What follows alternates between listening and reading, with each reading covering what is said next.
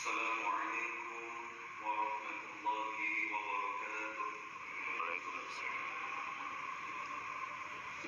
Alhamdulillah, alhamdulillahilladzi anzala sakinatahu fi qulubil mu'minin liyazdadu imanan ma'a imanihim. Ashhadu an la ilaha illallah wahdahu la syarikalah wa ashhadu anna Muhammadan abduhu wa rasuluh sallallahu alaihi wasallam tasliman mazidah. Allahumma salli wa sallim wa barik ala nabiyyina Muhammadin wa ala alihi wa sahbihi ajma'in, amma ba'd. Bapak-bapak, ibu-ibu, jamaah salat subuh rahimani wa rahimakumullah yang saya cintai dan semoga kita semua dicintai oleh Allah Subhanahu wa taala. Di pagi yang indah ini,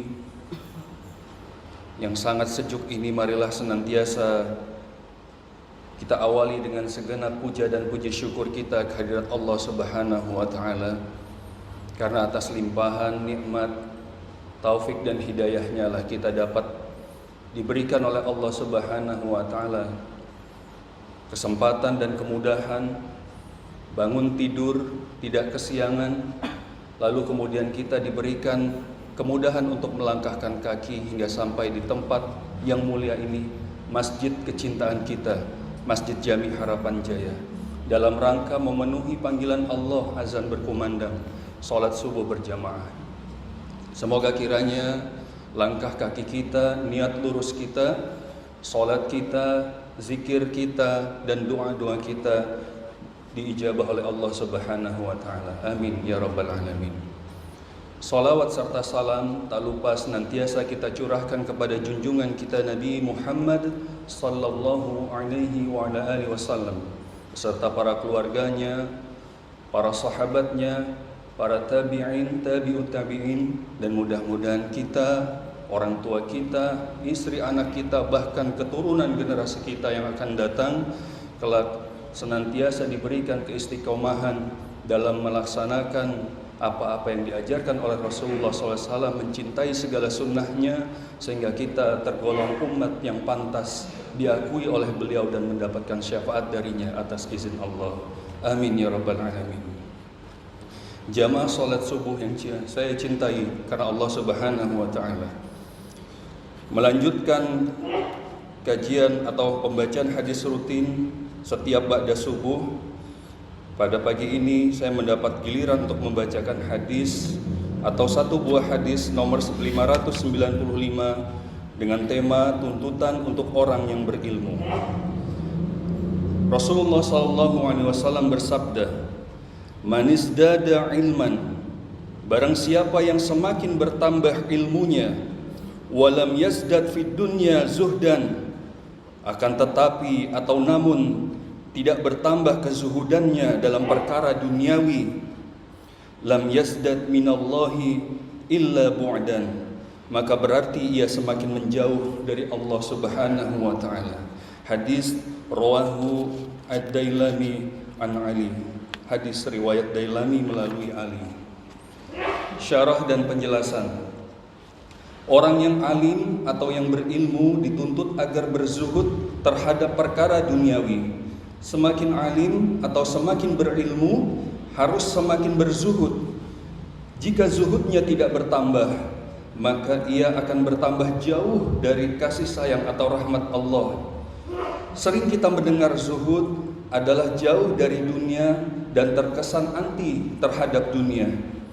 Seorang ulama sufi bernama Ibnu Fudali mengatakan bahwa yang disebut zuhud bukanlah menjauh dari yang halal, akan tetapi yang disebut zuhud adalah menjauhkan diri dari segala yang haram dan yang syubhat, yang tidak jelas. Contohnya, orang kaya yang kenyataannya didapat kekayaannya dengan menggunakan cara-cara yang halal, maka ia adalah termasuk orang yang zuhud. Sebaliknya, orang yang kaya yang kekayaannya didapat dengan menggunakan cara-cara yang haram dan syubhat, maka dia bukanlah orang yang zuhud. Dengan demikian yang dimaksud oleh Ibnu Fudali adalah Orang yang berilmu adalah yang ketika dia mencari kesenangan dunia, kenikmatan dunia dia cari, tapi dia tidak melupakan Allah Subhanahu wa taala. Dan dia mencari kenikmatan dunia ini dengan menggunakan segala macam cara, tetapi cara yang halal dan cara yang sesuai dengan syariat Islam.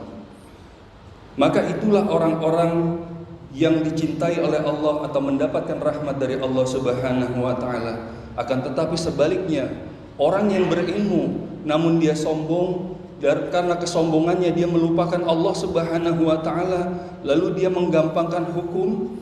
Dia tidak mau tahu apakah ini benar atau salah, apakah rezekinya dia dapat dengan cara yang baik atau yang batil. Maka inilah orang yang disebut akan semakin jauh dari rahmat Allah Subhanahu wa taala. Nauzubillah summa nauzubillah.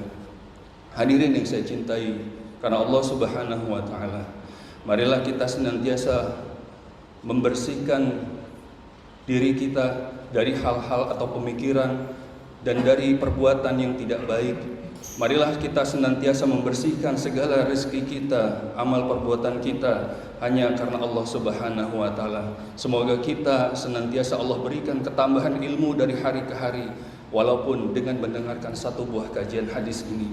Dan semoga ilmu yang kita terima ini bisa kita terapkan dan bermanfaat buat kita, sehingga kita tergolong orang-orang yang zuhud.